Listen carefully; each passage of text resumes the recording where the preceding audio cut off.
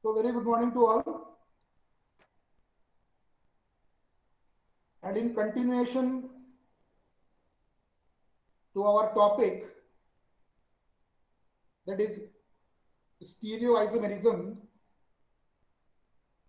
today I discuss in this lecture regarding the classification of stereoisomers and further we do discuss certain aspects of optical isomerism as well as optical activity, which is also in our syllabus also. So earlier we have discussed regarding the stereoisomerisms as well as the importance of stereochemistry, and I do discuss the various aspects as well as the importance of stereochemistry and stereoisomers in the pharmacy. So let us continue and emphasize on classification of stereoisomers. So stereoisomers are, in a very broad sense, are categorized into two different types, or in a broadly we can categorize the stereoisomers as geometrical isomers or the geometrical isomerism, or optical isomers or optical isomerism. So this is a very, in a very broad sense, we can categorize the stereoisomers either, not either, as the very first one is the geometrical isomerism or geometrical isomers, and the second class includes the optical isomers or optical isomerism. However, in certain texts, you do have one more subclass, that is the conformational isomerism. In certain texts, it is also be there. However, in a very general case or in a very general sense, we typically classify the stereoisomers as geometrical isomers or optical isomers. So before discussing what are these isomers or what ultimately these subclass represents in stereoisomers or in stereochemistry, we just have a very quick look out what is ultimately the meaning of stereoisomers. So before moving well in depth of all these things, we should have a very proper approach. We should have a very good approach so that for our basics, so that we ultimately have a very good grip on whatever the content which we are going to pursue further. So generally, the stereoisomers, I also have discussed this earlier, and just before moving further, just only emphasize on its brief on its definition, that stereoisomers are the compounds which have the similar connectivity order, which have a similar bonding pattern between the atoms so responsible for forming a molecule. However, whatsoever the atoms or groups which are present in the molecule are arranged in a manner different among itself when represented in a three-dimensional space. So, the stereoisomers have, or we can define as the stereoisomers have the same structural formula, that is, they have the same bonding pattern or the connectivity order between the various atoms or the various functionalities or the various primary functionalities which are present in a molecule. However, whatever the atoms or the groups which represents or which ultimately constitute the molecule, these atoms or groups are arranged in a different pattern within a well-defined three-dimensional space.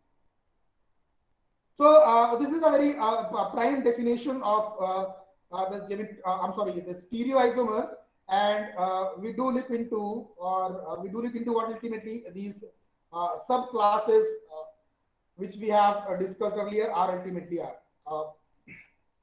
So the geometrical isomers, they are also be known as cis and trans isomer in a general sense, and they sometimes for a complex molecule, these particular geometrical isomers are sometimes also be notated as E and Z form. So this totally depends what type of our structure we are ultimately came across or we are dealing with. However, in a very general sense, the geometrical isomers are also be known as cis or trans isomers. And the reason why the geometrical isomer arises is because there is a restricted rotation of various atoms or groups that are ultimately present in the molecule. So geometrical isomer is also a type of stereoisomer which arises or which came into existence when the atoms or groups of atoms are arranged in a pattern different among in a well-defined three-dimensional space, so that there is a restricted rotation of bond or bonds in a particular molecule. And the reason why they are known as cis or trans isomer, this can be well concluded once taking a very simple example of 2-butene. Now, while you are looking into the structure of 2-butene, you do have found or you do have noted that in 2-butene it contains certain bulky functionality, that is the methyl group, which are bonded directly to the two carbon atoms which are in direct conjunction with each other with a double bond. And accordingly, due to the presence of such functionality, that is the methyl group, on either side of the double bond and on the basis of its pattern in which it is present, the the 2-butene can exist in cis form or it can exist in trans form. So the 2-butene, which represents or which is I'm here exemplifying as a geometrical isomer, is said to be exist in cis form when the two methyl groups are arranged or present on the same side of double bond. So as I said, I also here stated the methyl group as a bulkier one when we are comparing to the various substituents which are present in the 2-butene, and while comparing them, I am denoting or depicting the methyl group as a bulkier group, and comparatively in this particular structure, and this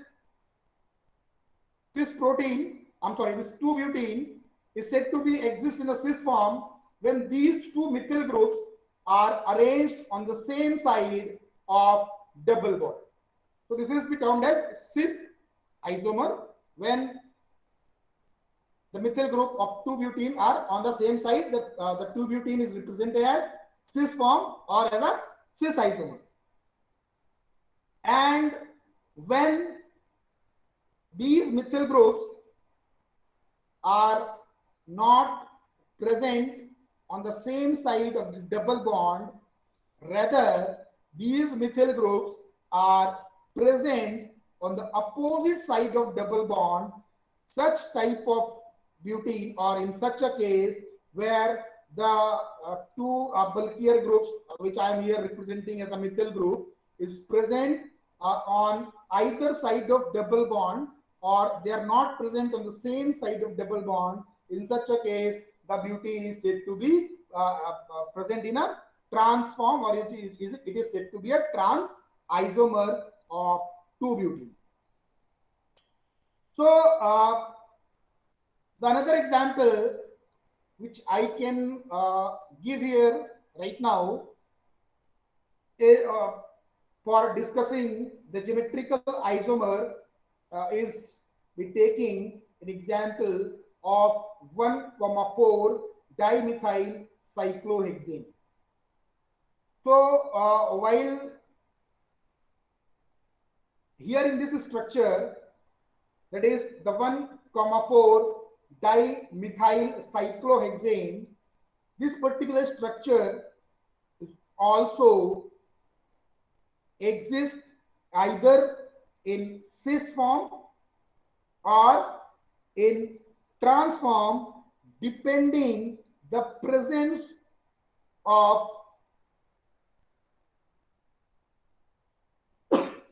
the methyl group accordingly, either above or either on the same or different side of the plane of cyclohexane ring. Now, the one thing which has to be noted in case of geometrical isomer is that the geometrical isomers generally shows or generally possess different physical as well as chemical properties. This has to be very well be noted, and should be memorized, that geometrical isomers generally have the different chemical as well as the physical properties, and the difference in their physical property is sometimes bit more significant when there is a more or when there is a greater difference in the polarity. So I'm again repeating this particular point. The difference in the physical properties for such isomer is bit more important when they do differ in sense of their polarity. So usually the dipole moment of cis isomer is greater than that of trans isomer, and it is a reason why the cis isomers are more soluble in polar solvent comparatively. But when we look into the stability or the stability pattern while comparing the cis or trans isoforms, or while comparing the cis or trans isomer, we do notate that trans isoforms or the trans isomers are more stable than that of cis isomer, because in case of trans isomer, the bulkier functionalities are as present opposite to the double bond, or they are present at different position opposite to the double bond, so there is less repulsion amount. Now, representation of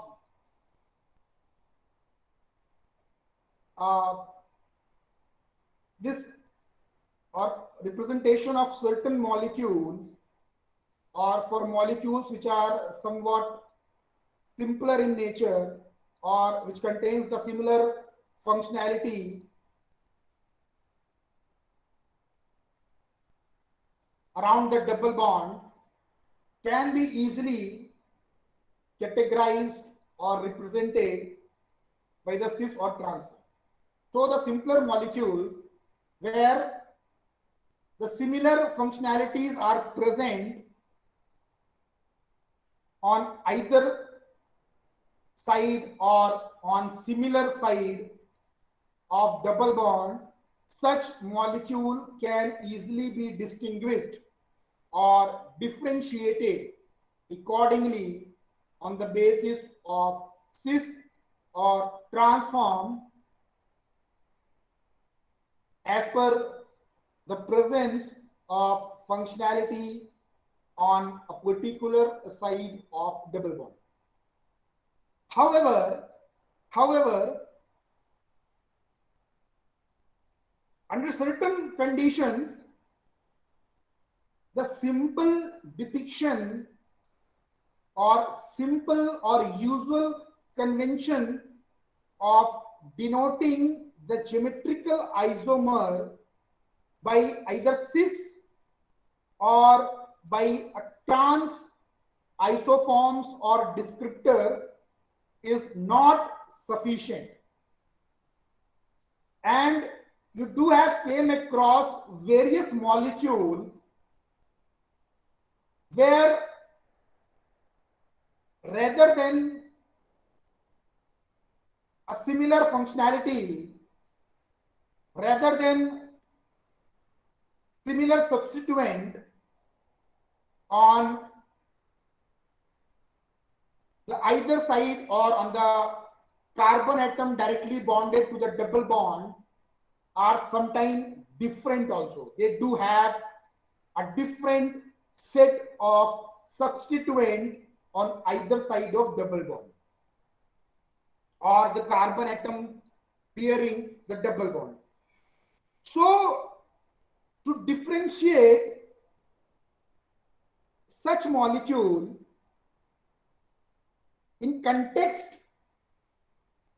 not only to the geometrical isomers, but also to differentiate them accordingly in the stereochemistry, we have to use a novel system of nomenclature, which is also be known as E or Z type of nomenclature, or E or Z notation.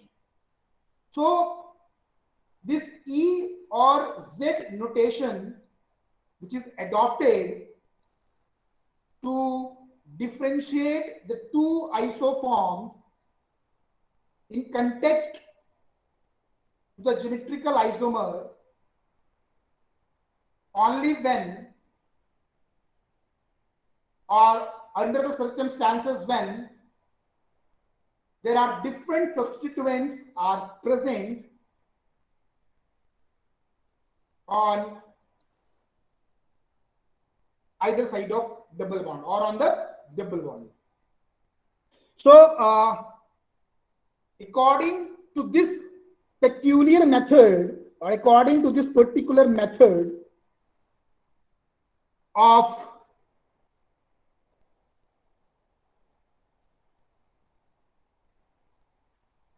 denoting the isoforms,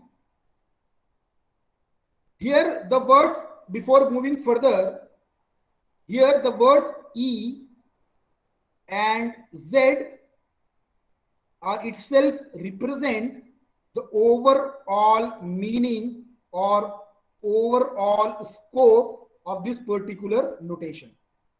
So purposefully, the term E or the term Z here, the E, the alphabetical, the alphabets, that is E and Z, are always be noted or always described in capital letter. So the word E and Z represents the E equals to, or the E is also be known as Entgegen.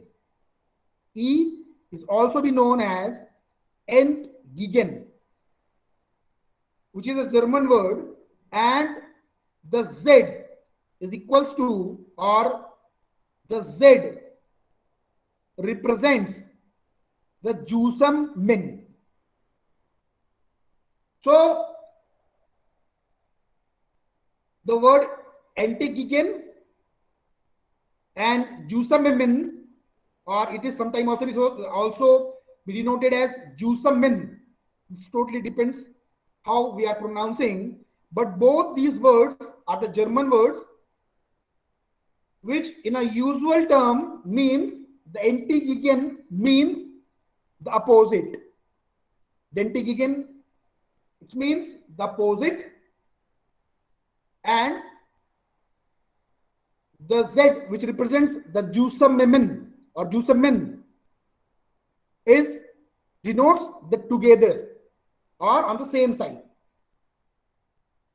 So accordingly, in E and Z notation, if the functionalities, or if we have to discriminate between the two isoforms, we have to follow certain sets of rules. And generally, or in a very general sense, according to this method of discriminating the various isoforms, if the groups with higher priorities are present on opposite side of double bond, that particular isomer or isoform is denoted by E, that is the Entgegen. So if the group with higher priority are present on the opposite side, or if the high priority groups are present on the opposite side of double bond, such isomer is denoted by capital E. And here, as I discussed, the capital E represents the opposite. Likewise,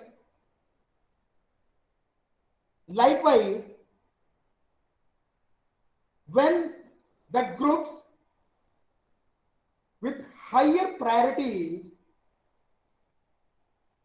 are on same side, when the groups with higher priorities are present on the same side of double bond, that particular isomer is denoted by capital Z. And we do have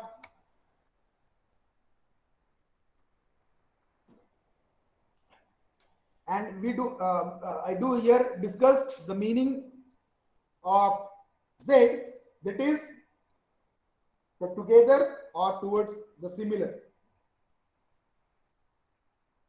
Now there are certain sets of rules or certain procedure to determine the presence or discriminating this E and Z configuration. However, we do discuss all these things later on, and here for the purpose of classification, this much is well sufficient. So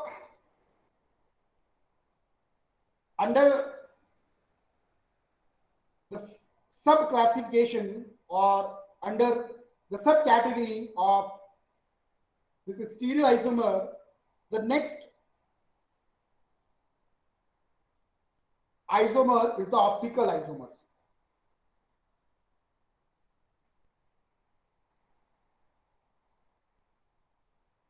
So this term we do have came across in many sense, and these optical isomers also represents a very prominent class of chemicals that are well used for treating the diseases. So I will anyhow not go that much, or we do not ultimately explore the pharmaceutical importance of optical isomer, but I do explain them while we are discussing the optical isomer in my upcoming classes. So what the meaning of optical isomers? So the quite simple definition of optical isomer, which is also represent a subclass under the stereoisomer, or it is also a type of stereoisomer. Here, the optical isomers are the two compounds that contain the same kind of atom or same number of atom, as well as similar bonding pattern. A similar bonding pattern means they have the connectivity among various atoms or the functionalities which are present in the molecule have similar connectivity pattern. However, again, they do differ in the arrangement of these atoms or the primary functionalities in a well-defined 3D space, but also they have non-superimposable mirror images. So non-superimposable mirror image means the image which is unable to get superimposed or aligned. These are the images that are unable to be get aligned or superimposed. So these non-superimposable mirror images are the structure representing such non-superimposable mirror image or mirror images are also known as enantiomers. And generally, the molecules which exist as optical isomer are also chiral in nature.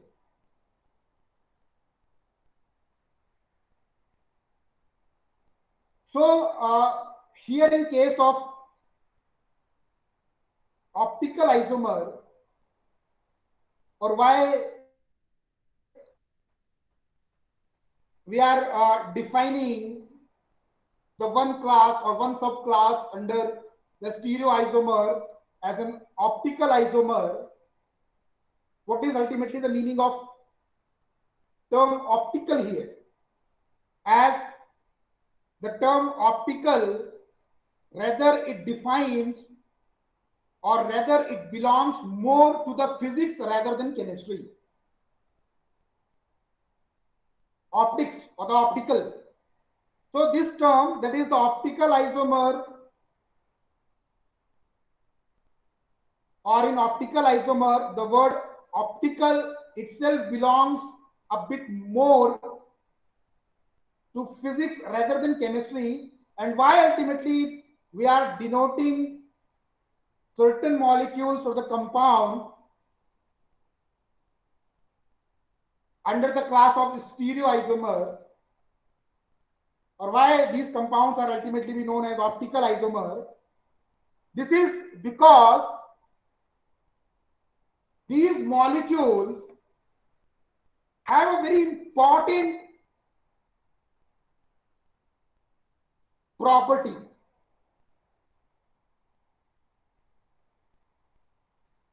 And this particular important characteristic or the important property which the optical isomer have is their ability, is their capacity to allow the passage of light through them. They allow the passage of light which can pass through them, and they not only allows the light which can penetrate these molecules, but also these isoforms or these isomers do have a capacity to rotate the light to a particular well specified angle. So this is why these isomers are known as optical isomers.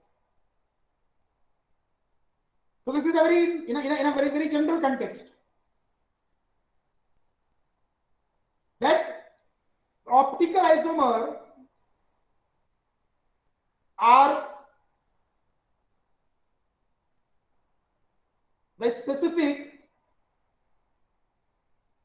chemicals or specific entities or a very specialized molecule which have a capacity to pass the light, or which have a capacity to pass, not only allow or not only give the passage to the light, but they do have a capacity to rotate the light into a particular direction. So what type of light do these isomers are allowed to pass through them, or to what type of light these isoforms do give passage? So generally we do, in order to determine the net rotation or the net bending of the light by these molecules,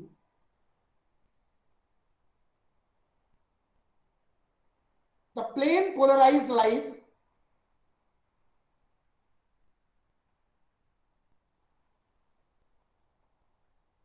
which is also be known as PPL, capital P, and the capital L.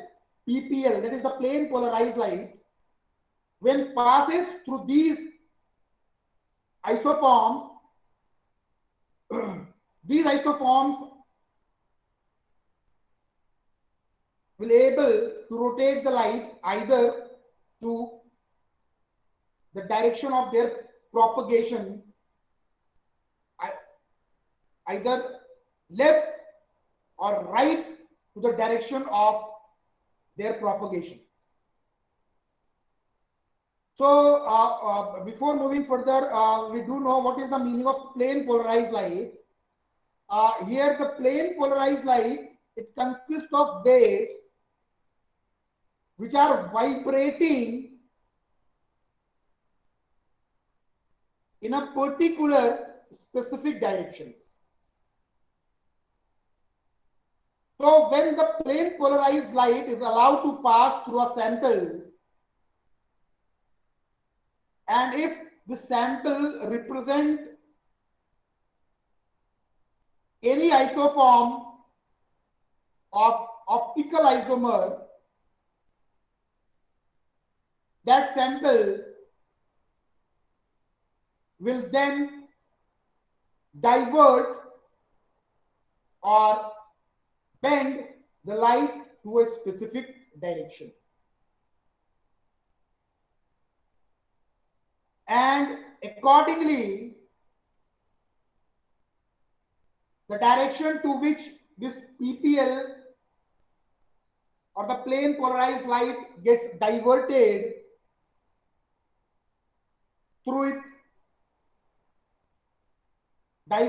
from its passage of propagation, these isoforms are either be said to be the dextrorotatory or levorotatory. So when these isoforms are said to be the dextrorotatory and when these isoforms are said to be the levorotatory, that depends to what direction the light gets bended after passing through the molecule. So when a molecule is able to rotate the light to left, that molecule is said to be the levorotatory, and it is represents by the English alphabet L or English alphabet small l. They are not represented by capital L. Please note it down. The levorotatory isomers are denoted by English alphabet small l. And likewise, when an isomer or isoform rotates the PPL or the plane polarized light towards the right, that isoform or optical isomer is said to be the dextrorotatory. Dextrorotatory means they are bending the light from its path of propagation to or towards the right side. And such isoform is said to be the dextrorotatory. Now, the instrument which is used to study the bending of light or diversion of light from its original path by a chemical entity or a chemical compound, that instrument is known as polarimeter. And it do have a different parts such as the light source, then a polarizing lens or a prism, depending the type of instrument is using, then a cuvette or a centrifuge, then an analyzing lens. So depend on the basis of instrument or the polarimeter we are using.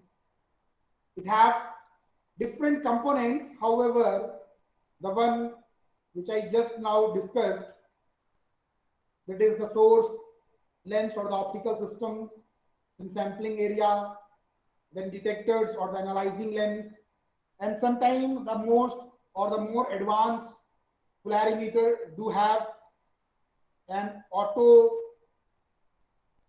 calculation device also installed, which gives or where the reading is automatically be generated without and requiring no further calculations.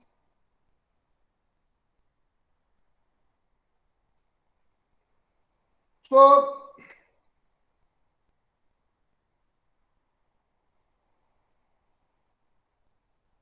this is all about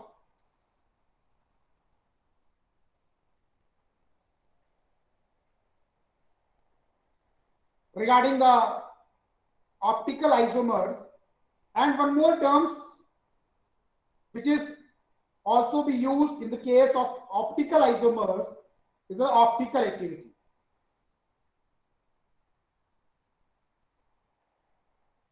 So this is also the ability of a chiral molecule to rotate or divert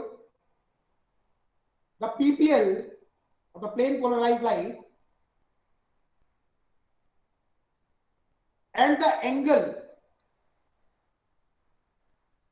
or the net direction to which the light is get bended or it get diverted is calculated in terms of specific rotation. So I do discuss the more about geometrical isomers as well as the optical isomers well in detail in next class. However, for the purpose of classification and to know what ultimately each subclass under the classification of stereoisomer represent, this much content is well sufficient. So in a case, if any of you people have a problem or a doubt regarding this lecture, you can mail me all your queries whenever it knocks to my mail ID.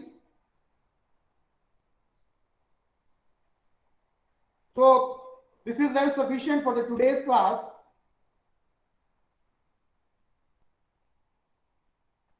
Thank you. Thank you to all.